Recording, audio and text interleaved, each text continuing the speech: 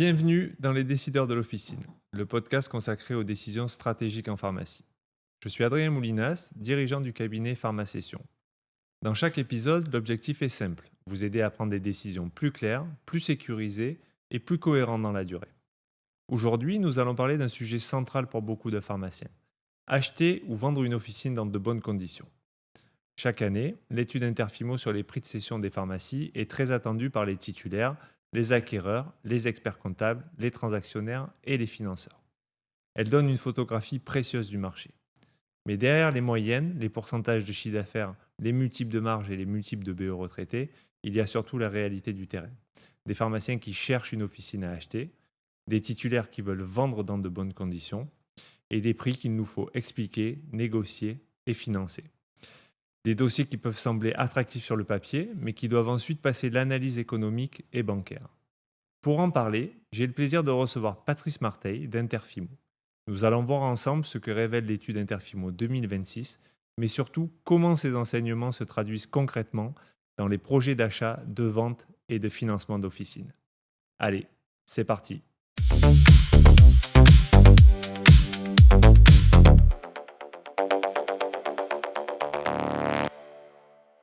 Bonjour Patrice. Bonjour Adrien. Merci beaucoup d'avoir accepté mon invitation à ce troisième épisode du podcast Les Décideurs de l'Officine. Je suis ravi de t'accueillir. Merci de m'accueillir. Avant d'entrer dans l'étude et dans le marché des transactions, j'aimerais que tu nous rappelles un petit peu ton rôle chez Interfimo et aussi ce qu'est Interfimo, pour ceux qui ne connaîtraient pas encore. Donc, est-ce que tu peux te présenter et rappeler ton rôle, s'il te plaît ? Bien sûr. Tout d'abord, merci de m'accueillir Avec plaisir. dans vos locaux. Je suis Patrice Marteil, je suis responsable des partenariats chez Interfimo. J'ai pris ce poste juste avant le Covid. Donc, Ok. J'ai commencé fort. Oui, voilà. Mon job, c'est de m'occuper de tout ce qui est relation avec l'environnement pharmaceutique, c'est-à-dire les apporteurs principalement, Ouais. apporteurs, prescripteurs, experts comptables spécialisés, avocats spécialisés, également en relation avec les grossistes, répartiteurs, les groupements, Ok. et puis bien entendu avec l'ensemble des transactionnaires qui exercent sur le marché, Ouais. dont Pharmacession, Voilà, tout à fait. depuis quelques années déjà. Voilà, j'ai 25 ans chez Interfimo d'activité. Auparavant, j'étais un banquier traditionnel pendant une Ouais, tu dizaine passais par d'années. plusieurs postes. Voilà, c'est ça. Et chez Interfimo, j'étais directeur adjoint des engagements pendant 3 ans, puis pendant 3 ans, directeur régional sur l'Île-de-France.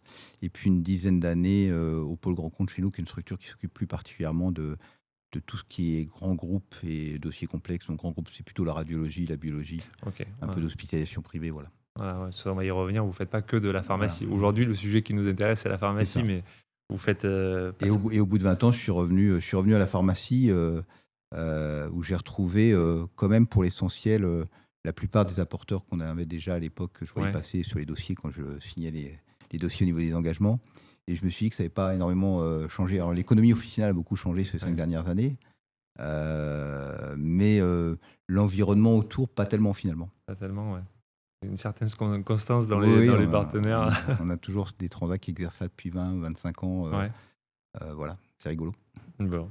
Et Interfimo, qu'est-ce que c'est ? Et comment c'est né et comment ça fonctionne ? Alors Interfimo, c'est né en 1969, donc ça a 56 ans aujourd'hui, mon âge, pour être Ouais. précis. Ah bah voilà. C'est un établissement spécialisé dans le financement des professions libérales. Alors, sur l'ensemble des professions libérales réglementées, pour simplifier, hein, Ouais. même si on déborde autour de certaines professions qui ne sont pas forcément réglementées. Principalement la santé, mais également le droit, donc les notaires, par exemple, ou les huissiers, le chiffre, donc expert comptable, et puis certaines professions techniques comme les géomètres experts ou les architectes. Voilà, d'autres professions, mais c'est vrai que un grand pan de notre production, elle est quand même faite sur le secteur de la santé où il y a quand même particulièrement des besoins d'investissement importants. Ouais. Les professions à plateau technique, tout ce qui est médecine, biologie, radiologie, et puis bien entendu la pharmacie où il y a des gros besoins d'investissement. La pharmacie, on fait environ un peu plus de 3 milliards de financements par an. Ouais. Ça représente quoi comme part dans le total de votre activité ? Alors, les 3 milliards, c'est la totalité de nos La financements. totalité de Et l'activité. la pharmacie, ça représente un peu plus d'1 milliard, donc plus de Ok. 30%. Oui, donc c'est une part prépondérante. Et sur la pharmacie, on a une part de marché entre 30 et 40% selon les régions. Ouais. Voilà. Très Et présent. puis, bon, on est une filiale de LCL. Donc, nous, on s'occupe uniquement de cautionner les prêts. Alors, on les étudie, on les analyse. Parfois aussi, on aide un peu au montage, éventuellement. Et puis surtout, c'est LCL qui va octroyer les conditions de prêt. Et c'est LCL qui va rédiger les contrats de prêt. C'est LCL qui va s'occuper au quotidien de la relation. Ouais. Donc, une fois qu'on a accepté le dossier, on Oui, voilà. leur donne le bébé, on leur transmet le bébé, puis à Ouais. eux de faire tout le business qui est autour. Donc voilà, filiale de LCL, mais on est quand même organisé avec un conseil de surveillance dont les principaux représentants sont des syndicats de professions libérales. Ok. Donc toutes les professions libérales sont représentées à notre conseil de surveillance, et notamment un des syndicats des pharmaciens. D'accord. Donc les pharmaciens c'est eux qui vous déposent ou les transactionnaires vous déposent un dossier, Interfimo qui l'analyse, qui le monte, qui donne un accord ou un refus. C'est Et ça. ensuite, c'est LCL qui a la relation, qui prend la main, qui décaisse et qui a la relation quotidienne. C'est exactement ça. Voilà. Et puis nous, on finance donc que l'aspect professionnel. Ouais. Alors, les fonds de commerce, les achats de titres, bien sûr, Ouais. éventuellement les murs, de la première installation jusqu'à la retraite. Puis Ouais. après, LCL, à lui de faire son job sur tout le reste, la partie privée, et puis la banque privée ou des choses comme ça, tout ce qui gravite autour du pharmacien, passer même la retraite, donc du coup. Ok. Et vous avez peut-être un mode de fonctionnement un petit peu différent d'autres organismes avec le cautionnement mutuel. Est-ce que tu peux nous dire un mot là-dessus, comment ça fonctionne? Oui, tout à fait. Donc en fait, tous nos emprunteurs participent à un fonds de garantie. Ouais. Donc cet argent-là sert à couvrir le risque éventuel sur les opérations. Ouais. Ce fonds de garantie, il est restituable alors à la fin du crédit tel qu'il est prévu au départ. C'est-à-dire Terme initial, ouais. un terme initial du crédit. Voilà, il est restituable. Aujourd'hui, on en restitue quand même un très bon bout. Ça n'a pas toujours été le cas par le passé parce que il y a très longtemps, les pharmacies avaient rencontré pas mal de difficultés. Ouais. Mais là, voilà, on parle d'une certaine époque qui est aujourd'hui révolue. Aujourd'hui, la pharmacie, ça se passe quand même plutôt bien. C'est une des professions quand même qui reste les moins risquées. Le taux de casse sur la pharmacie, il est inférieur à la moyenne des entreprises françaises assez largement. Donc voilà, ça se passe plutôt bien. On restitue aujourd'hui pour l'essentiel du fonds de garantie. Mais voilà, donc pour faire simple, là où une banque traditionnelle va prêter 100 euros à 4%, Ouais. nous, on va plutôt prêter 103 euros. Le pharmacien va toucher vraiment ses 100 euros et on va plutôt prêter 103 euros, mais à 3,50. Voilà, pour simplifier, Ouais. ce qui donnera exactement la même mensualité. Donc l'idée, c'est que ce soit neutre pour l'emprunteur, qu'il n'y ait pas de différence de coût entre un crédit auprès d'une banque traditionnelle Et puis comparer ce qui est comparable. et avec Ouais. notre intervention. Ok, parfait. Bon, maintenant qu'on a posé le cadre, je te propose qu'on rentre dans le marché 2025, tel que Interfimo le photographie chaque année dans son étude. Mais surtout, ce qui m'intéresse aussi, c'est tel qu'il est vécu sur le terrain. Donc, cette étude Interfimo 2026, je trouve qu'elle montre un marché qui reste actif, mais qui devient peut-être, tu vas nous donner ton avis, un petit peu plus sélectif. On observe un nombre d'opérations qui est légèrement en baisse. C'est ça. Une répartition entre les ventes de fonds de commerce et les ventes de titres aussi qui évolue, et une lecture un peu plus fine de la valeur des officines. Toi déjà, comment tu l'interprètes, cette légère baisse d'à peu près 2,5% du volume par rapport à l'année précédente? Alors, effectivement, historiquement, le marché de la transaction pharmacie, si on remonte sur les 15 dernières années, on a des stats, voire même plus lointaines que ça. On est autour de 1500 transactions par an, avec des très belles années à 1600 et des années un peu moins bonnes à 1400. Ouais. Voilà, grosso modo, c'est ce qu'on a comme trend depuis 15 ans. Il y a 2 ans, on était à 1600 transactions, donc c'était plutôt dans le haut de fourchette. Ouais. Cette année, on est plutôt sur les stats 2025, on est plutôt tombé à 1400, effectivement. Ouais. Et on était à un peu plus de 1450 l'année précédente. Il n'y a pas des variations non plus monstrueuses. Donc, non, c'est pas une variation monstrueuse, mais bon, ça a un impact quand même. Et effectivement, là où depuis quelques années, on voyait de plus en plus de ventes de titres, cette année, il se trouve qu'on a un peu plus de ventes de fonds. Ça a été en augmentation. On peut trouver 2 raisons à ça. Soit on était plutôt sur les pharmacies un peu plus petites, ce qui Ok. peut diriger davantage sur une vente de fonds plutôt qu'une vente de titres, parce que les impacts fiscaux ne sont pas forcément les mêmes. Et puis, il y a peut-être effectivement aussi l'impact de la possibilité d'amortir le fonds de Ouais, je commerce, pense, ouais. qui est peut-être aussi une raison qui peut expliquer qu'on ait eu davantage de ventes de fonds que de ventes de titres cette année. Ouais. D'ailleurs, c'est un dispositif qui a été reconduit. Jusqu'en 2029, oui, tout à fait. Jusqu'en 2029. Donc, peut-être que ça va faire perdurer peut-être cette tendance. C'est pas trop. Oui.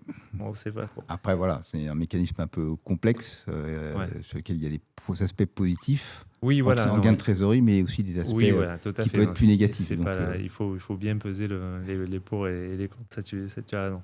Est-ce que tu penses qu'il y a plus de. Ça peut être dû aussi à un plus de prudence des acquéreurs. Est-ce que vous le constatez ça chez Interfimo ou Alors, on n'a pas de stats chez Interfimo sur les acquisitions avec amortissement du fonds de commerce, si c'est bien oui, ça non. la question. Non, par rapport au marché Ah. le volume qui baisse un petit peu, je veux dire. Sincèrement, je ne saurais pas l'expliquer. Ouais. Ce qui est certain, c'est que normalement, et ça fait des années qu'on le dit, il doit y avoir un certain nombre de cessions qui doit arriver sur le marché, puisqu'il y a Et des la départs en pyramide des retraite, et il y a âges, une pyramide des ouais, âges qui est tout à assez fait. défavorable. Alors, on les attend toujours, hein. Ouais, il y en a quand même. Il y en a, mais normalement, on devrait avoir une augmentation théoriquement du nombre de transactions. Et aujourd'hui, c'est pas ce qu'on constate. Donc après, j'ai pas l'explication encore sur le sujet. Peut-être que les gens sont attentifs aussi sur les sessions. Ouais, peut-être aussi, je sais pas, mais est-ce que les vendeurs ont encore suffisamment commencé à corriger leurs attentes sur les prix? On va y revenir après. Oui. Mais je pense que c'est aussi peut-être quelque chose qui stabilise le marché en ce moment. Et par rapport aux études Interfimo des années d'avant, est-ce que tu vois cette année certaines évolutions qui sont marquantes? Alors oui, c'est clair qu'il y a plusieurs évolutions qui sont marquantes. Tout d'abord, la référence au chiffre d'affaires historique. Bon, ça, c'est clair que. Alors, ça a déjà commencé il y a 3 ans en réalité, hein, Oui, ouais. où on a une déconnexion complète des chiffres d'affaires par rapport au prix de cession. Bon, Ouais. ça, c'est dû à l'évolution des produits chers. Tout à fait, ouais. Donc, plus de 150 € et plus de 1930 €, où on a 35% d'augmentation du chiffre d'affaires sur les 4 dernières années, avec une marge qui ne suit pas. Ouais. Donc, forcément, ça crée des décalages. Donc c'est une vraie problématique. Aujourd'hui, on ne peut plus tenir le chiffre d'affaires. Le chiffre d'affaires moyen des pharmacies, aujourd'hui, c'est 2,5 millions. Et probablement que l'année prochaine, ce sera 2,6 millions. Ouais. Avec une marge qui évolue encore légèrement favorablement d'après Ouais, les mais chiffres pas en proportion. du GERS, Ouais. mais pas en proportion. Ouais. Donc du coup, effectivement, on a l'impression que les prix des pharmacies s'effondrent. En réalité, c'est pas vraiment ça la réalité. C'est juste qu'on a une déconnexion entre l'évolution de la marge et l'évolution du chiffre d'affaires. Donc ça, c'est le premier grand point. Le deuxième grand point qu'on remarque aussi, c'est qui continue à s'accentuer aussi là, sur ce sujet-là, c'est une certaine déconnexion entre les prix de cession des plus grosses pharmacies et celles des plus petites. Nous, on a décidé d'arrêter de raisonner en chiffre d'affaires du coup, donc on préfère désormais raisonner en marge. En marge, ouais. Même C'est comme si, ça que sont classées les pharmacies maintenant dans Voilà, votre étude. tout à fait. Donc les moins de 400 000 € de marge, grosso modo, c'est moins d'1,4 million de chiffre d'affaires, puis l'année prochaine, ce sera moins d'1,5 million ou moins d'1,6 million. C'était moins d'1,2 million. Voilà. L'étude, c'était moins d'1,2 million avant. Ouais. C'est ça. Donc effectivement, ça continue à se poursuivre. Et puis le dernier point, c'est aussi, et c'est ça c'est important de retenir ce sujet-là dans nos prix de cession. Il y a plusieurs sujets qui sont importants dans nos prix de cession à avoir en tête quand on raisonne dessus. Mais c'est quand même qu'il y a... en fait, il y a pas ce sont des moyennes. C'est ça qu'il faut retenir. Ouais. Et autour de la moyenne, il y a énormément de transactions qui se font en réalité. Il y a beaucoup de transactions qui s'écartent de la moyenne et on a produit cette année, alors ça apparaît pas, c'est vrai, dans notre plaquette d'études intégrales de prix de cession, mais on a présenté cette année, justement parce qu'on voulait assister dessus, notre fameux nuage de points, Ouais. où on voit bien que voilà, tout autour de la moyenne, il y a énormément de transactions et que du coup, voilà, faut pas retenir les moyennes. Faut pas non plus retenir les moyennes d'ailleurs sur les régions. Alors les régions sont en plus beaucoup plus grandes qu'avant, donc Ouais. du coup C'est vrai. c'est vrai que au sein d'une même région, il peut y voilà, avoir déjà des grosses je disparités. regardais par exemple la Nouvelle-Aquitaine. Ouais. Je suis pas sûr qu'une pharmacie à Biarritz et une pharmacie à Jarnac-la-Poste. Ouais.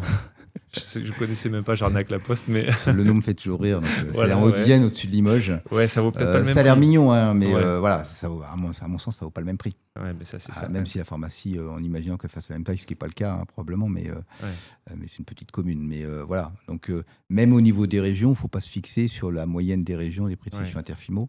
Ouais, chaque en cas fait, est un peu unique. Exactement, chaque cas est unique. Il faut vraiment que là, aujourd'hui, le message passe. On ne fait plus de référence au chiffre d'affaires et chaque cas est particulier. Après, ça reste une donnée de marché. L'autre point, moi, que j'aime bien relever sur les prix de cession, alors ce sont que des cessions. Alors d'abord, c'est pas Interfimo qui fait le marché, hein, c'est les prix de cession Interfimo, mais c'est les prix de cession si vous le constatez, bien sûr. On fait que le constater. Donc on a d'un côté des compromis, de l'autre côté on a des bilans avec des marges, des chiffres d'affaires, des marges et des EBE. Donc on fait juste que marier les chiffres entre eux. En plus, on n'a pas tout le marché, on a une bonne partie du marché, mais on n'a pas tout le marché. Et puis le dernier point qu'il faut quand même avoir à l'esprit, c'est que toutes ces transactions-là, elles ont bien eu lieu en 2025, mais une partie ont été négociées en 2024, notamment pour les transactions qui ont eu lieu début 2025, puisqu'une transaction, ça, c'est quand même du temps long, 6 mois, voire 9 mois dans certains cas, et souvent même sur des bilans qu'on a étudiés, qui étaient des bilans 2024, voire pourquoi pas 2023. Où il y avait encore des restes donc de Covid. Donc on raisonne sur des marges et des EBE de 2023 et 2024. Et si je rajoute en plus que souvent le raisonnement a été fait sur la base des prix de cession aussi de l'année d'avant. Donc du coup, quand on réunit tous ces paramètres, on voit bien qu'on est quand même quelque chose on est dans le passé quand même. Hein.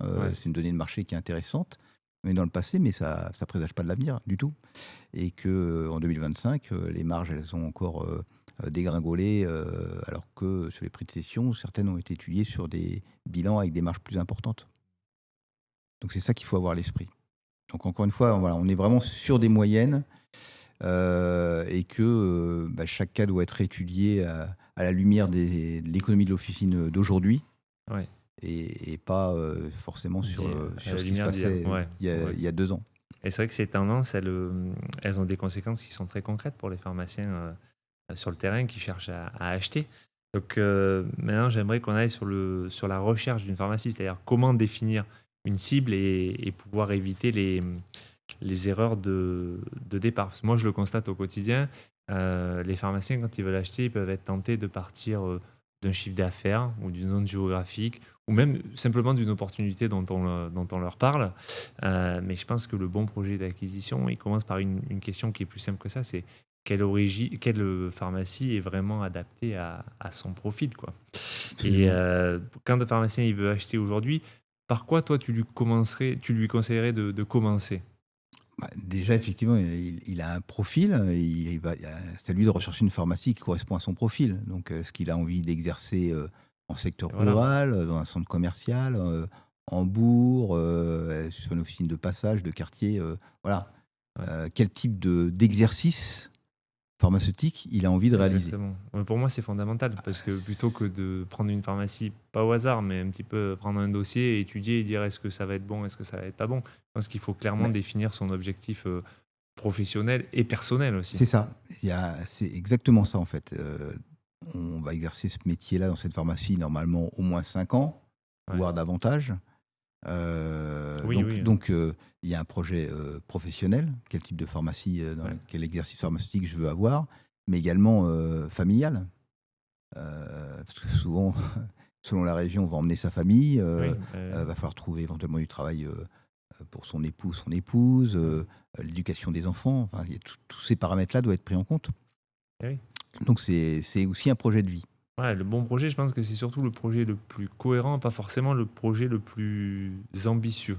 C'est ça. On va dire, voilà. Donc, est-ce que tu vois des erreurs qui se... Pardon. Alors, ensuite, il y a effectivement un autre sujet derrière. Et j'ai oublié ce que je voulais dire. Un autre sujet derrière, on était sur la définition du projet de vie, etc. Je sais plus. C'est peut-être ça, non, mais j'ai oublié ce que je voulais dire. Est-ce que tu vois souvent des erreurs chez les candidats à l'acquisition qui tendent à se répéter, quoi? Oui, alors c'est justement, ça me revient du coup. La pharmacie idéale, probablement n'existe pas. Donc, si on recherche la pharmacie parfaite, je pense qu'on finira jamais par la trouver, comme j'imagine que l'immobilier parfait n'existe pas. Ouais, ouais, Donc, il y aura toujours des ouais. Il des manque petits toujours le trucs qui balcon ou seront le pas garage. parfaits, mais bon. Voilà, ouais. Mais si à un moment donné, on se lance pas, on se lancera jamais. Ouais, je suis d'accord avec ça. Donc ça, ça faut quand même bien l'avoir en tête. Et puis, on peut pas laisser passer les trains pendant des années. Eh oui. Trouver la pharmacie également au prix idéal, celui où je la paye le moins cher possible, ça risque d'être compliqué. Dans, Il dans faut une tou- zone très demandée. Voilà. Voilà, voilà. Il faut toujours avoir à l'esprit que, en fait, quand on rembourse un crédit, on capitalise. Donc, pour faire simple, on met de l'épargne de côté. Et que même si on la surpaye un petit peu, alors je dis pas qu'il faut mettre n'importe quel prix sur la Bien sûr. table, hein, mais même si on a l'impression de la surpayer un petit peu, sans exagérer, généralement au bout d'un an, en fait, on a déjà amorti Surpris, ouais. ce surprix Ouais. et on a commencé à capitaliser et on a installé. Alors que si on attend 10 ans, pendant 10 ans, on n'a jamais capitalisé et en fait, on a pris du retard. Et ouais, moi, je le vois très, très souvent, ce cas-là. Et c'est vrai que c'est difficile de trouver cet équilibre entre pas aller sur n'importe quoi et pas aller sur n'importe quoi à n'importe quel prix. Ça, c'est encore pire. Mm, Mais aussi, à un moment donné, il faut arriver à franchir le cap. Sinon, c'est ça. effectivement, on n'y va jamais et on laisse les trains passer. Et sur certaines régions, euh, les bonnes affaires au cours d'une année, il ne va pas y en avoir 50 000 non plus. C'est Donc, ça. parfois, quand on en laisse passer une, on peut attendre plusieurs mois avant de retrouver quelque chose qui, qui convient, quoi. C'est exactement ça. Alors, une fois qu'on a trouvé la cible, le pharmacien, il a trouvé sa pharmacie, bon, mais il va arriver à la question centrale, hein, c'est le financement. prix. Ah, le prix d'abord. Voilà, le prix de vente de la pharmacie, c'est tout l'objet de l'étude. Donc, tu en as parlé aujourd'hui, évidemment, on ne peut plus raisonner en pourcentage du chiffre d'affaires. Et je pense qu'il y a 3 notions que je constate au quotidien qui vont un peu s'entrechoquer. Il va y avoir le prix demandé par le vendeur, le prix de marché et le prix finançable. Donc, je pense que c'est un point très important dans l'acquisition. Quelle différence tu fais un petit peu dans ces 3 notions-là et comment tu peux nous aider à y voir plus clair? Je vais essayer, mais Vas-y. effectivement, c'est pas simple. Le vendeur, lui, c'est simple. En général, ce qu'il veut, c'est maximiser son prix de cession. Souvent, je pense qu'il a même un prix en tête sur lequel il faut peut-être des fois faire un gros travail Ouais. pour le faire revenir sur terre. Un prix psychologique. Donc, Ouais. ça, c'est sûr que c'est le point le plus compliqué. Après, le prix de marché, en fait, on en a discuté un petit peu tout à l'heure.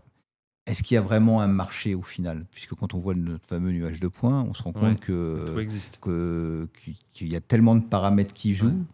Il y a le lieu d'implantation, est-ce qu'il est recherché ou pas, la taille de la pharmacie et quel niveau de capitalisation je peux éventuellement en tirer. Ouais. Donc voilà, c'est un prix de marché, est-ce que vraiment ça existe? Il y a des prix autour d'un marché. Ouais. Je le vois plus comme ça. Et après, le dernier point, c'est Le prix finançable. voilà, Voilà. le prix finançable. Donc, c'est vraiment plus la valeur théorique de la pharmacie. Ouais. Ça, c'est en posant le business plan à partir de... Alors, il faut souvent faire un travail de reconstitution de la rentabilité réelle de la pharmacie, hein, parce qu'il y a toujours des petites choses à retraiter à l'intérieur. Voilà, c'est ça. On va revenir sur le fameux EBE retraité. C'est hein, ça. Mais oui, il va être défini à partir de ça. Mais encore que, il n'y a pas que le prix, il y a le niveau d'apport. Je veux dire, Voilà. quelqu'un qui veut absolument une pharmacie parce qu'il veut absolument vivre à cet endroit et que c'est la pharmacie de ses rêves, il a le droit d'en payer le prix qu'il veut. Oui. Nous, en tant que financeurs, entre guillemets, c'est pas forcément notre souci. Ce qu'il faut, c'est que le dossier passe financièrement. Après, il faut quand même que le prix soit pas trop éloigné du marché, parce qu'il y a la valeur de la garantie qui est derrière le nantissement du fonds de commerce, qui est quand même notre garantie principale et la raison pour laquelle on finance les pharmacies sur 12 ans. Donc, il ne faut pas non plus être trop éloigné des prix moyens, pour qu'on soit à peu près dans une zone de prix cohérente. Faut que ça se rembourse. Et puis, tout ce qui fait que ça ne passe pas, c'est de l'apport. Donc, si des fois, il y a besoin de 10% d'apport, ça suffit parce qu'on est dans une SZRR et que, voilà. Et puis, on achète des titres d'une pharmacie endettée, donc la valeur des droits et frais sont assez faibles, donc on a assez peu de droits et frais à financer. Du coup, on peut permettre ça permet de limiter l'apport. Et puis d'autres fois, parce qu'on veut absolument cette pharmacie, s'il faut mettre 25%, il faut mettre 25%. Voilà, tu veux dire qu'un pharmacien il peut être amené à compenser le surprix par son apport. Absolument. Voilà. Donc ça, c'est aussi un choix. C'est son problème. Il faut pouvoir le voilà, ça devient son problème. Il faut pouvoir le faire, mais aujourd'hui la question c'est donc ce que tu es en train de nous dire, c'est que la vraie question c'est pas forcément que vaut la pharmacie, mais quelle dette elle peut absorber pour faire face à ces échéances. Et bon, on est revenu sur le pourcentage du chiffre d'affaires, pourquoi on peut plus en tenir compte, les produits chers, etc. Est-ce que tu penses que la marge c'est devenu le meilleur indicateur d'évaluation d'une pharmacie? Alors, avec le BE dans un deuxième temps, mais oui, Voilà. clairement, la marge, c'est aujourd'hui l'indicateur principal. On voit bien que malgré l'évolution des produits chers, on a une marge qui évolue.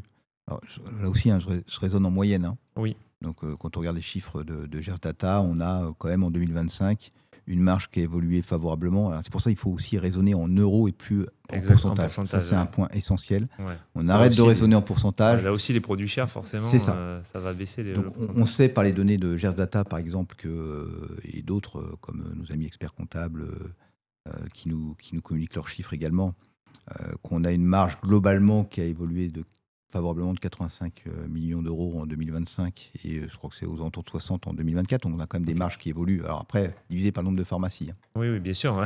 Oui. Heureusement. Voilà. Ouais.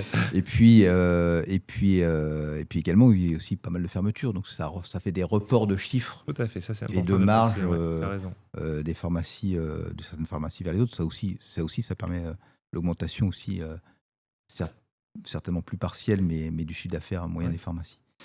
Mais donc moi, ce que je regarde aujourd'hui, je ne dis pas que je ne m'intéresse pas au volume des produits chers, mais en fait, moi, ce qui m'intéresse, c'est de regarder l'évolution de la marge en euros. Quand je regarde un prévisionnel, c'est l'évolution de la marge en euros. Donc si elle évolue légèrement favorablement, ça me paraît logique. Ouais. Les produits chers vont continuer à augmenter dans les chiffres d'affaires, c'est certain, vieillissement de la population, innovation thérapeutique, donc il n'y a pas de raison que ça s'arrête.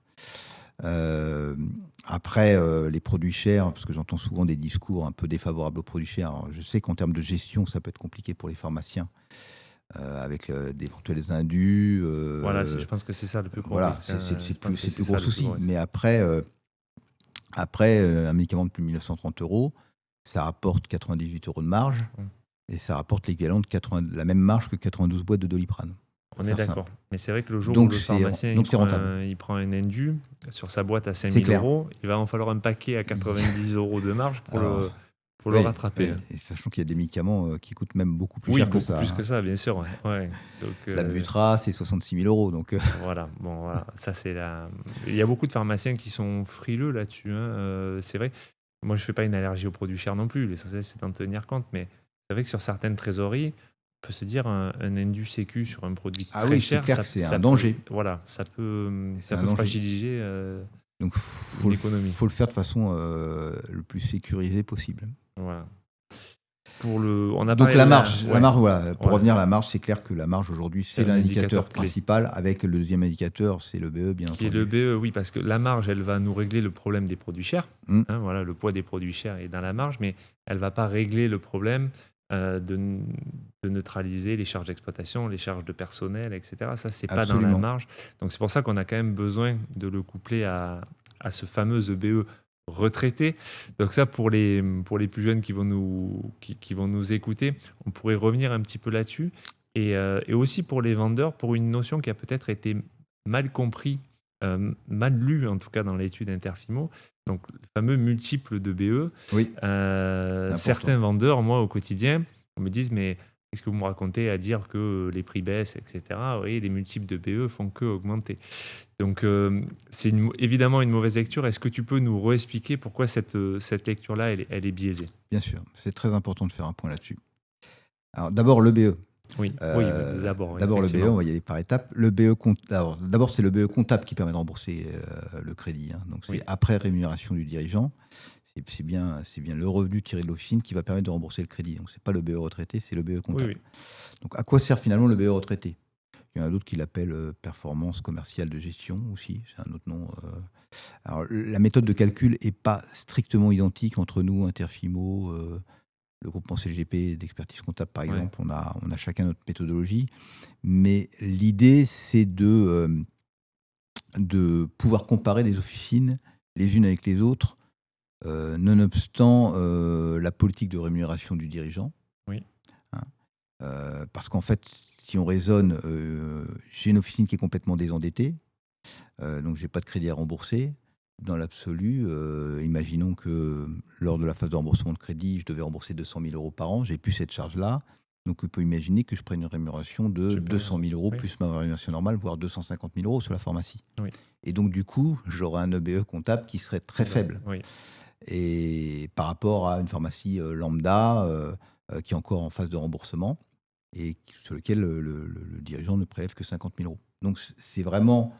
Alors, il y a d'autres points qu'on peut rajouter aussi. Il y a la politique d'investissement. Est-ce que je le fais sous forme de crédit bail ou de crédit classique? Auquel cas, on va trouver ça plutôt dans les charges externes, donc au-dessus de l'EBE ou en dessous. Ouais. Donc voilà, on Tout fait à tout un fait. tas de retraitements qui vont permettre de pouvoir effectivement comparer la rentabilité d'une officine par rapport à une autre en excluant ces paramètres-là. C'est ça l'idée. Et donc du coup, c'est ce qui nous permet ensuite de pouvoir comparer ça par rapport au prix de cession. Oui. Alors qu'un EBE comptable, tout serait faux en fonction Ouais, de la tout serait politique de faux, rémunération. forcément, voilà. Donc c'est ça l'idée. Alors, l'autre point qui est derrière, effectivement, et qui est ressorti dans nos prix de cession, c'est qu'effectivement, on peut avoir l'idée que les prix de cession augmentent. Or, en fait, le calcul, c'est un numérateur sur un dénominateur, donc c'est un prix de cession par rapport à un EBE retraité, pour le coup. Mais si le prix de cession diminue et que le BE diminue plus vite, en fait, on a un coefficient, puisqu'il s'agit d'un coefficient, qui augmente, qui peut laisser penser que les prix de cession augmentent. Or, en fait, ils diminuent. Donc, C'est pas facile à lire. C'est pas si évident que ça à lire. Ouais. En fait, c'est pour ça qu'il faut l'expliquer. Il faut l'expliquer, et selon la typologie de pharmacie, les impacts sont pas les mêmes. C'est-à-dire qu'on sait très bien que sur les petites pharmacies, elles souffrent un peu plus que les grosses. Donc les petites pharmacies vont avoir tendance à effectivement avoir des EBE qui diminuent de façon un peu plus sensible. Et si ces EBE diminuent plus vite, et c'est ce qui s'est passé a priori, que les prix, eh bien on a un multiple qui augmente, qui laisse penser que les prix augmentent, alors qu'en réalité, ce n'est pas le cas. Et c'est moins vrai pour les grosses pharmacies, où on a des EBE qui se maintiennent un peu plus, et voire qui augmentent légèrement pour les plus grosses, qui souffrent le moins de l'économie officinale. Est-ce qu'on pourrait dire du coup que les prix de cession, dans l'étude, n'ont pas baissé suffisamment en proportion de ce que l'exploitation a coûté? En fait, c'est exactement ça l'analyse qu'il faut en tirer. C'est qu'effectivement, en théorie, vu la baisse des EBE par rapport à la rentabilité, vu le niveau de baisse des EBE, effectivement, on aurait dû avoir des prix qui baissent davantage. Voilà. Ok. Alors, cette question du prix, elle est aussi fondamentale pour les vendeurs, évidemment. On parle beaucoup des acquéreurs. Pour un titulaire qui vend son officine, il faut je pense qu'il comprenne que l'aventure, elle ne commence pas le jour où on met l'annonce sur notre site internet. Mais ça me paraît fondamental, la préparation du vendeur. Et ça peut jouer un rôle décisif parce qu'une pharmacie qui va être plus lisible, cohérente et préparée, ça va faciliter l'analyse et de l'acquéreur et la vôtre, celle des financeurs. Donc, selon toi, est-ce qu'il y a une grande leçon que devrait retenir un vendeur qui veut vendre maintenant? Est-ce qu'il y a une leçon qu'il devrait retenir de votre dernière étude? D'abord, une session, ça se prépare. Oui. Je pense au moins 3 ans avant, dans l'idéal, au moins 2 ans, au pire.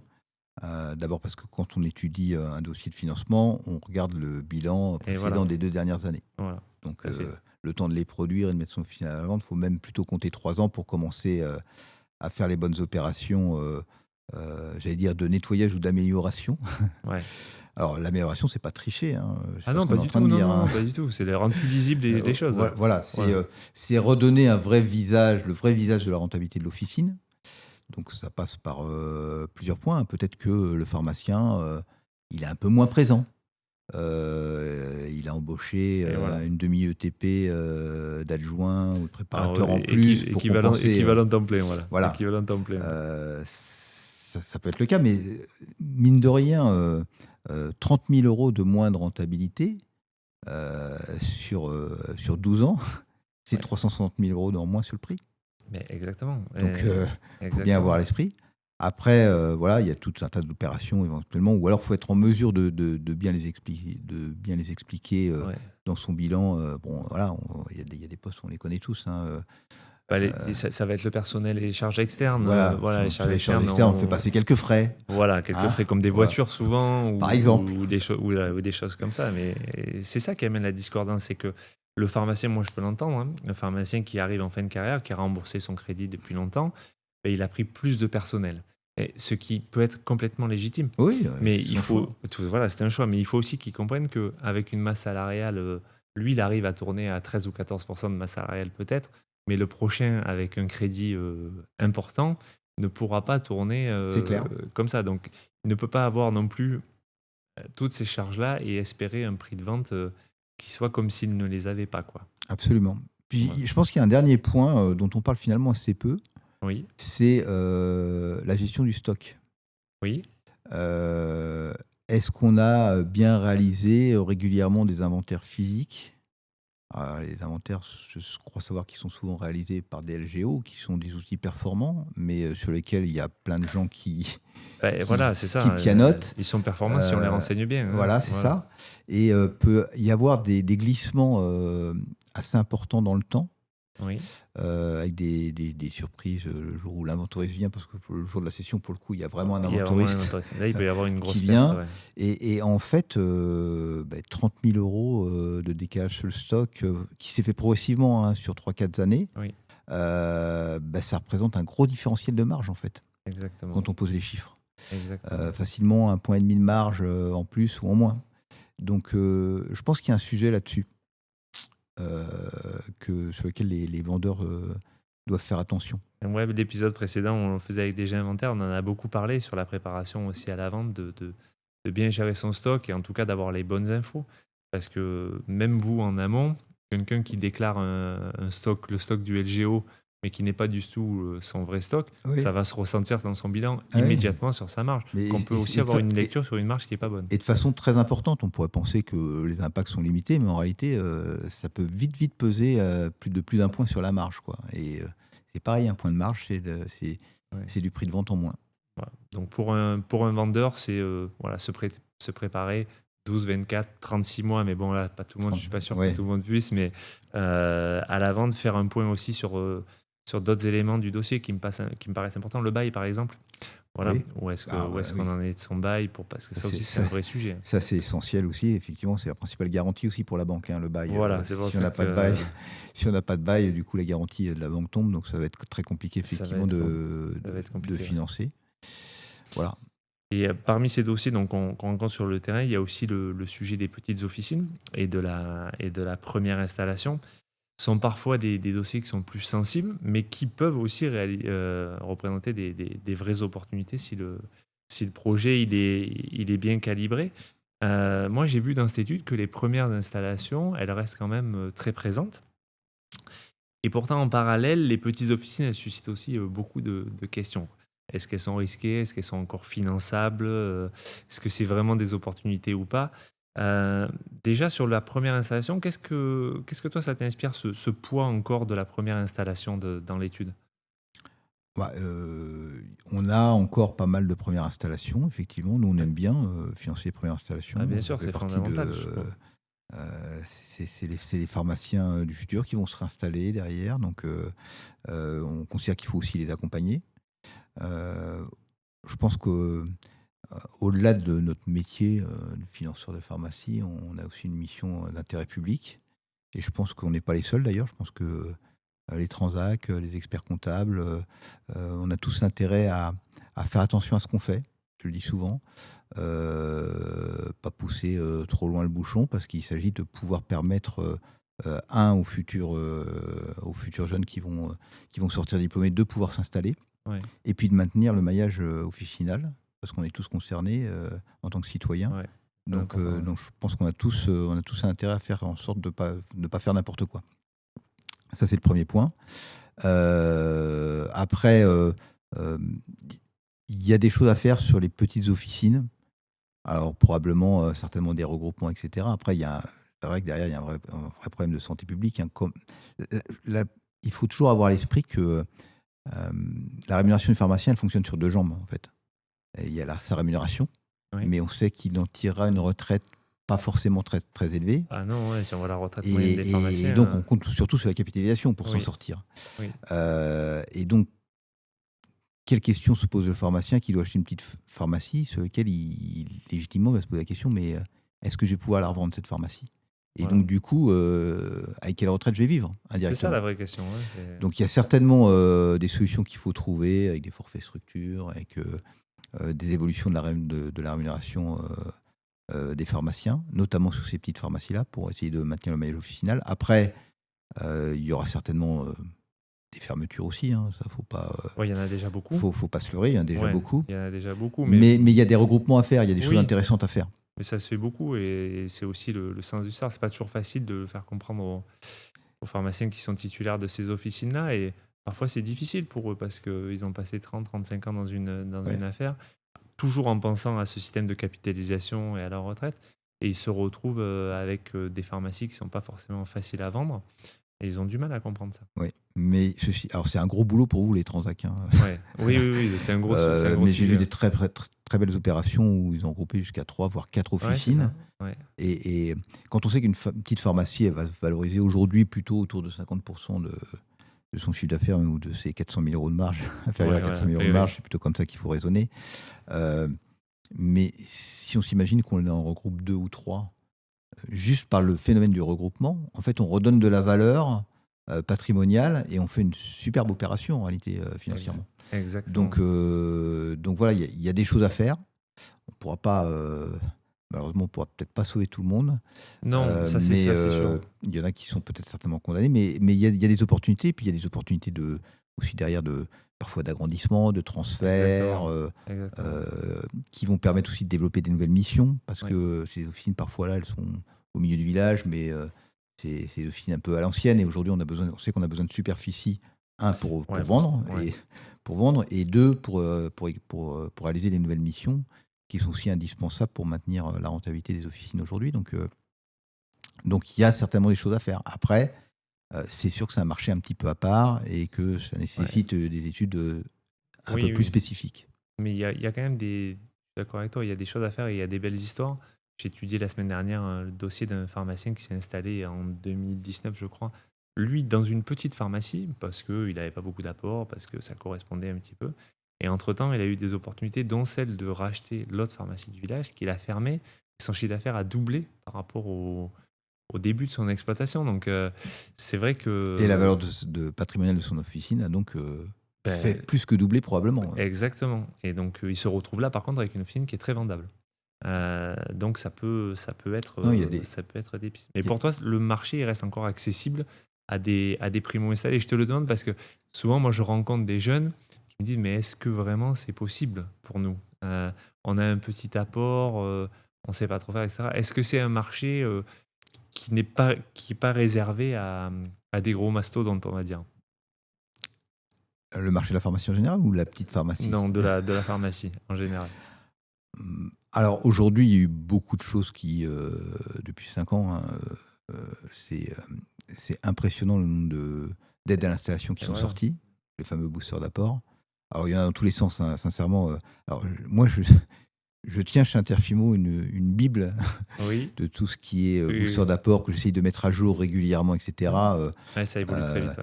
Il y en a énormément dans tous les sens. Donc il y a des aides à l'installation.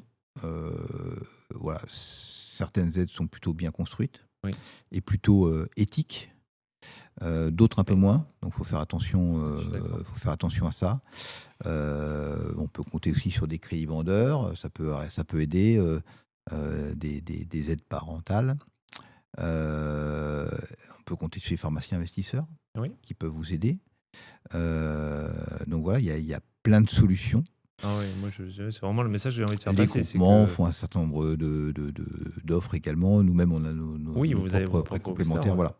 Ensuite, comme j'aime bien passer les messages, voilà, je dis que ça ne va pas servir à surpayer.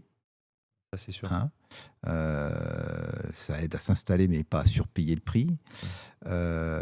Faut faire attention aux leviers parce que tous ces mécanismes-là, alors que ce soit un crédit vendeur ou un booster d'apport, qui soit sous forme de crédit classique ou d'emprunt obligataire, hein, peu importe, c'est toujours un mécanisme de différé d'amortissement. Donc on reporte dans le temps des choses qu'on aurait dû payer aujourd'hui. On ne paye que les intérêts pendant 20 ans. C'est ça. Et encore parfois, les intérêts sont capitalisés. Oui, c'est vrai. Et donc, la problématique, c'est que des fois, je vois des leviers à 3 fois, 4 fois, jusqu'à 5 fois l'apport. Et là, ça commence à poser problème parce que, comme on ne rembourse pas du prêt, si dans les 3-4 ans, on est en difficulté et qu'il faut restructurer la pharmacie, ou en tout cas qu'on essaye, si en plus les taux sont passés de 1 à 4%, la pharmacie, on ne peut pas la sauver. Donc, prendre un peu de bouffée d'oxygène sur les premières années, c'est bien.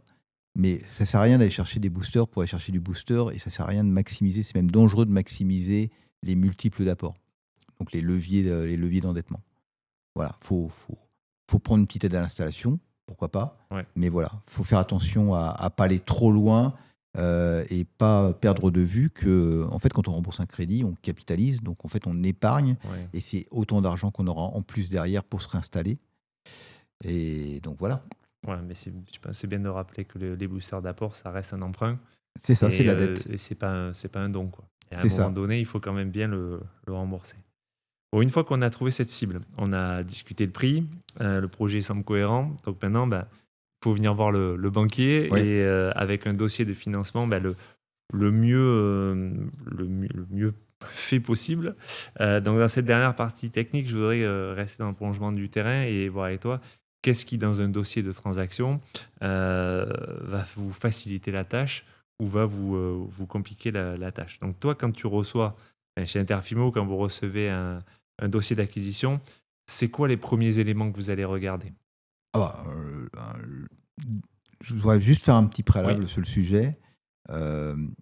C'est mieux d'avoir travaillé avec une team officine. J'aime bien cette terminologie. Donc, une team officine, c'est j'ai un expert comptable spécialisé, un avocat spécialisé, le transactionnaire par nature est spécialisé normalement. Donc voilà. Et déjà, si on vient bien accompagné, il y a de bonnes chances que ça se passe plutôt très bien. Et nous, en tant que banquier, savoir qu'on a un expert comptable spécialisé, ça nous rassure aussi parce qu'on voit bien qu'au niveau de la marge, s'il la valide et qu'elle est légèrement différente de la marge du cédant, il va être en mesure de nous donner des bonnes explications pour ça et ça nous rassure. Donc on s'aperçoit que de temps en temps, on a encore un dossier là, assez récent où l'expert comptable n'est pas spécialisé. C'est un peu... c'est plus compliqué, oui. Mais c'est tellement spécifique comme la pharmacie qu'on ne peut presque pas lui en vouloir si on l'a débarqué là-dessus. Tout à fait. Donc voilà, si on veut déjà présenter son dossier dans les meilleures conditions, il faut y aller. De gens spécialisés. S'entourer de gens spécialisés. Voilà.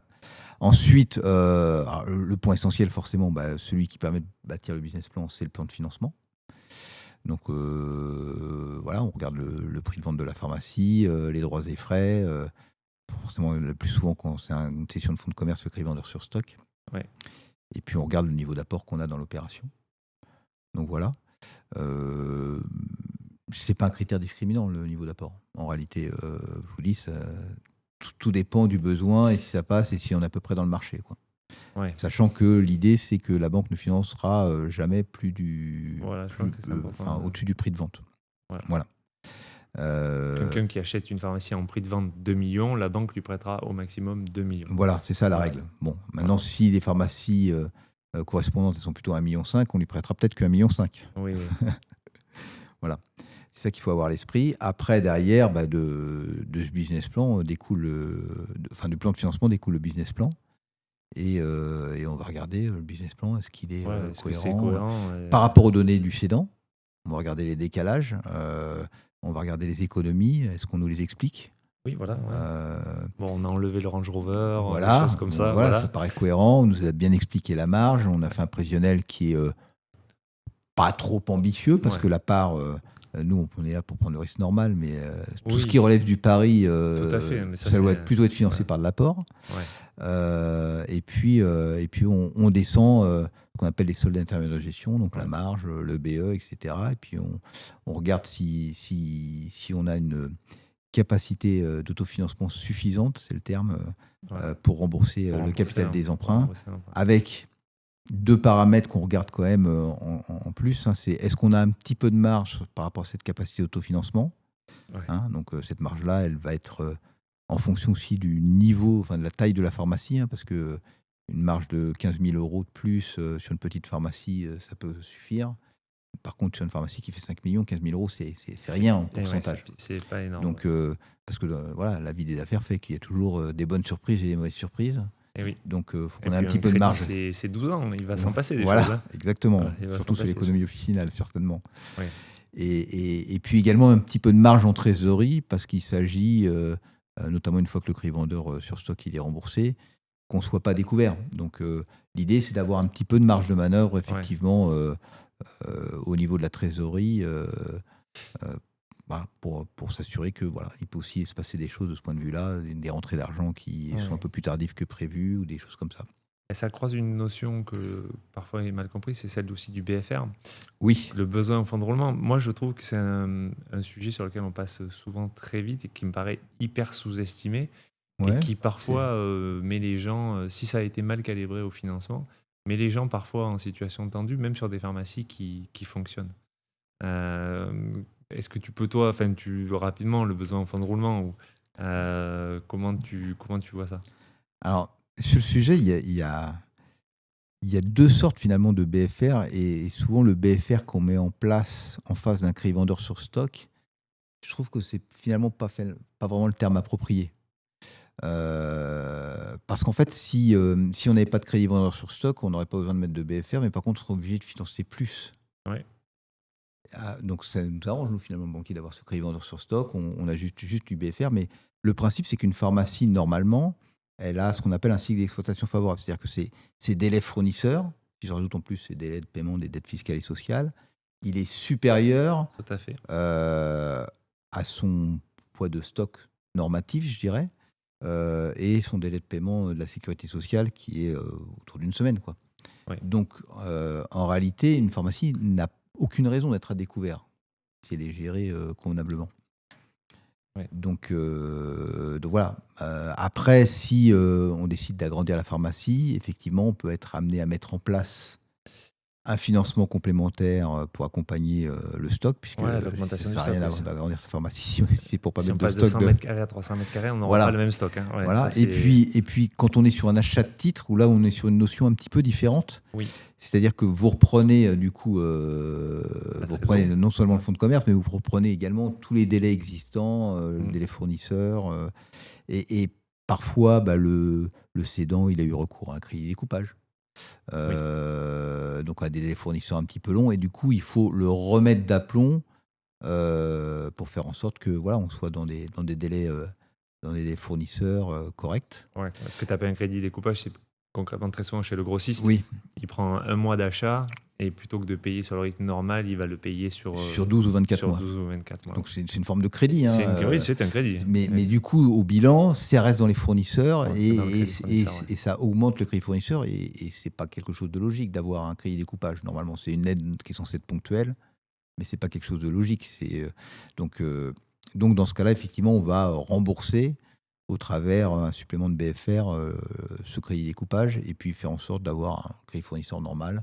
Voilà, l'idée, c'est d'avoir un bon équilibre et de mettre la pharmacie sur de bons rails pour qu'elle puisse sans souci financer ses achats, ses ventes. Et que ce soit tenable dans la durée aussi, parce que c'est le dernier point que je voulais évoquer avec toi, mais moi je vois aussi parfois sur des problématiques de prix d'achat un peu trop élevés, des acquéreurs qui peuvent être tentés de dire non mais moi c'est pas grave, je vais me rémunérer 1 500 € par mois et c'est bon, et comme ça coûte moins cher à la pharmacie. Ça, dans la durée, c'est une mauvaise idée. Ça ne va pas tenir, parce que il y a un rythme de vie avec ces rémunérations-là, ça va être compliqué. Alors, sur le sujet, nous, dans notre analyse, on regarde toujours la situation patrimoniale de l'acquéreur et son train de vie. Ouais. D'accord ? Donc, on regarde ses revenus, ses charges Bien actuelles, sûr, ouais. est-ce qu'il épargne ou pas ? Et la différence, c'est son train de vie. Et on s'assure que à partir du business plan, il tire une rémunération qui soit au moins équivalente à son train de vie actuel. Ouais. C'est clair que si aujourd'hui il a des crédits consommation partout, ça risque de poser problème. Ouais. Donc, peu importe, moi, s'il me dit je vais pouvoir réduire, Jusqu'à présent, vous n'avez pas pu le faire. Donc, Voilà. pourquoi demain, vous allez réussir à le faire? Ça me paraît compliqué. Donc, voilà. Donc, nous, c'est notre paramètre. Eh Et bien sûr. effectivement, 1500 euros, ça me paraît Oui, voilà. compliqué Est-ce pour que- vivre. Ensuite, si vraiment il me démontre que par le passé, il était capable de le Oui, faire, mais pourquoi pas. Mais indépendamment de ça, même si est-ce que ça a une logique pour un pharmacien de devenir titulaire, de gagner moins oui, qu'un assistant? Bon, avec le nombre d'heures qu'il va faire dans sa pharmacie, clair. moi je suis pas sûr, quoi. c'est clair. Je suis pas sûr. C'est clair. Ok. Pour terminer cet épisode, je te propose de faire un format qu'on aime bien faire pour donner des recommandations très concrètes aux pharmaciens. Format, je te donne des questions courtes et Et je fais des réponses courtes. et des réponses courtes que tu peux développer quand même un petit peu. Quel est selon toi le conseil que tu donnerais à un pharmacien qui cherche à acheter en 2026? Oser, j'en vais en donner 2, du coup. Oui, Oser, avoir quand même confiance dans l'avenir de ce métier. Donc, du coup, je vais développer un petit peu. oui, tu peux D'abord, développer. c'est un beau métier où il y a de la mobilité. On peut venir de l'industrie, prendre une pharmacie dans une commune, puis changer de région, et puis avoir différents types de pharmacies au cours de sa carrière. Donc, Ouais, voilà. C'est un métier formidable. Donc on n'est pas figé en réalité quand Exactement. quand on est pharmacien. Il y a de la mobilité, voilà, il y a des transactions chaque année. Si on vend au juste prix, il n'y a pas de raison de pouvoir revendre sa pharmacie et de changer facilement. Sur l'économie officinale, je suis plutôt positif malgré tout. Alors, bien entendu, on sait qu'il y a des difficultés, mais il ne faut pas non plus entendre les prix baissent. La marge baisse, oui, elle baisse en pourcentage, mais en euros, elle baisse pas. Les EBE baissent, oui, en pourcentage, ils baissent. En euros, la situation est plus contrastée. La pharmacie, c'est le seul professionnel de santé, le pharmacien, c'est le seul professionnel de santé qui est présent sur l'ensemble du territoire. On lui confie de plus en plus de missions. Ouais. On ne peut pas s'en passer. Donc je pense qu'effectivement, il y aura d'autres baisses de prix. Je pense qu'il y aura des modifications aussi dans l'économie officinale. Peut-être un peu avoir une rémunération un peu moins basée sur les volumes et sur les prix et un peu plus forfaitaire. À l'acte, ouais, on évolue vers ça, c'est certain. Voilà, notamment pour les petites. Alors, il faudra trouver le juste équilibre pour permettre aux plus fragiles de survivre sans avoir d'effet d'aubaine pour les plus grosses. Ouais. Donc voilà, c'est au gouvernement, au syndicat de travailler sur le sujet. Mais grosso modo, il y aura bien sûr encore des fermetures. Il y a encore du surnuméraire dans certaines communes. Il y en aura qu'on ne pourra pas sauver, quoi qu'il arrive. Mais globalement, on ne va pas faire disparaître 7000 pharmacies de la carte. C'est pas possible pour répondre aux besoins de la population. Et donc pour ça, il y aura des mesures qui seront prises. Et pour l'avoir connu dans d'autres métiers comme la biologie, en fait, si à un moment donné, il y a des effets d'aubaine qui font que la pharmacie récupère de la marge, etc., on va probablement lui prendre par diverses mesures, comme les baisses de prix ou des choses comme ça. Mais à un moment donné, si on voit qu'on a été trop loin, on leur redonnera de l'oxygène. Moi, j'y crois fermement et c'est assez logique parce que malgré tout, c'est avec les impôts et les cotisations sociales des Français. Donc, il faut trouver le juste équilibre. Il faut répondre aux besoins de la population sans non plus que ça coûte trop cher. Donc, voilà.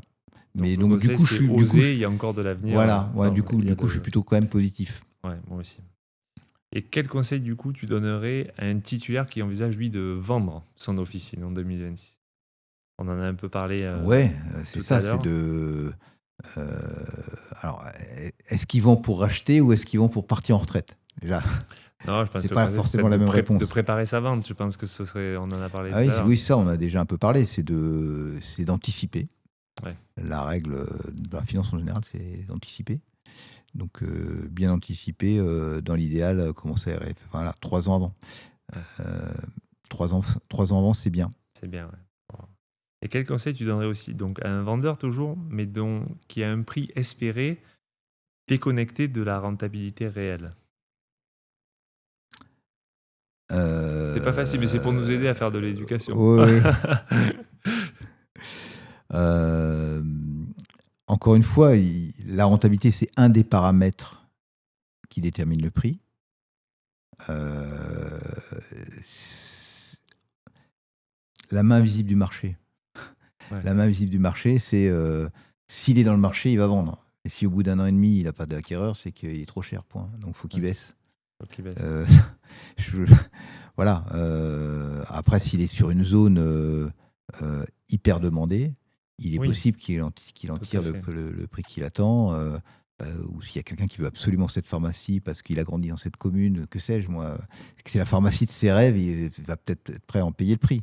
Mais c'est clair que, voilà, s'il est un peu pressé de vendre, il faut qu'il s'ajuste. Bien d'accord. Et enfin, c'est la loi du marché. Et dans l'immobilier, c'est exactement la même chose, hein. Il y a souvent des paramètres qui sont assez proches finalement entre l'immobilier et la pharmacie. Ouais. L'emplacement. L'emplacement, ouais. Et sur le sujet, voilà, s'il n'y a aucun acquéreur qui se présente, c'est que sa pharmacie est trop chère, point. En tout cas, au moment où il veut la Au vendre. moment où il veut la vendre. Ouais. Et dernière question, comment vois-tu le marché des transactions dans les prochains mois? Comment tu penses que ça va évoluer tout ça? Normalement, le marché, mais ça fait 2 ans qu'on le dit, hein, Ouais. 3 ans qu'on le dit, hein, le marché, normalement, devrait rester. Alors, je pense qu'il sera dynamique. Ça fait 15 ans qu'il est autour de 1500. Voilà, il devrait rester dynamique et normalement, il devrait y avoir des ventes, puisqu'il y a forcément un moment donné où les départs en retraite qu'on programmait déjà il y a 3 ans, ils vont bien finir par partir en retraite. Ouais, Donc, ouais. donc je pense qu'il va y avoir un basculement des ventes. Après, quand on est pharmacien, qu'on a payé sa pharmacie, qu'elle est complètement désendettée, il n'y a pas forcément d'urgence à la vendre à partir du moment où l'économie officinale se porte finalement pas si mal. Exactement. Qu'on n'a pas la contrainte et le stress de l'endettement remboursé, donc on vit plutôt bien. Après, ce qui risque de se passer peut-être, c'est qu'à un moment donné, il peut y avoir un mouvement de bascule, un peu comme en bourse, où voilà, tout le monde achète quand ça monte Quand ça monte, ouais. et quand ça descend, tout le monde se précipite. Donc peut-être qu'à un moment donné, le marché risque quand même de prendre davantage en compte la baisse de l'EBE, même s'il est plutôt stable, hein, quand même, malgré tout, hein. Encore une fois, ça dépend de la typologie d'officine. Et que quand va y avoir les premières ventes, les premières sessions un peu à la baisse, peut-être que tout le monde va se précipiter. C'est souvent des effets un peu comme ça, moutonniers. Ouais. Donc je pense que C'est c'est vrai, les ça mêmes. ressemble un peu à la bourse pour ça. Ouais. Oui, c'est la psychologie humaine, elle n'est pas Ouais. différente dans la pharmacie qu'en bourse, d'une façon générale. Ok. Bon, merci Patrick. Je pense qu'on Merci à toi. a bien montré qu'une transaction, c'est pas seulement la rencontre entre un vendeur et un acheteur, c'est l'alignement un peu de plein de choses, quoi. Un projet, une officine, un prix, une rentabilité, un financement et une vision d'exploitation. Et je pense que c'est justement là que l'étude Interfimo est très utile, c'est que ça va pas donner une vérité absolue, on l'a dit, Absolument, ouais. mais par contre, ça reste quand même une super grille de lecture Oui, pour pouvoir prendre des décisions plus éclairées. c'est ça. C'est une donnée de marché, mais voilà, en ayant bien conscience de comment ces données sont fabriquées. Oui. Et à avoir bien conscience surtout qu'il s'agit de moyennes. Ça, c'est essentiel de comprendre ça. C'est des moyennes et qu'autour de la moyenne, il y a des gros écarts types. Oui. Que ce soit les moyennes par taille et les moyennes par région. Et voilà, ce sera le bon effet. Merci beaucoup. Merci à toi. Merci. Merci, à bientôt. À bientôt.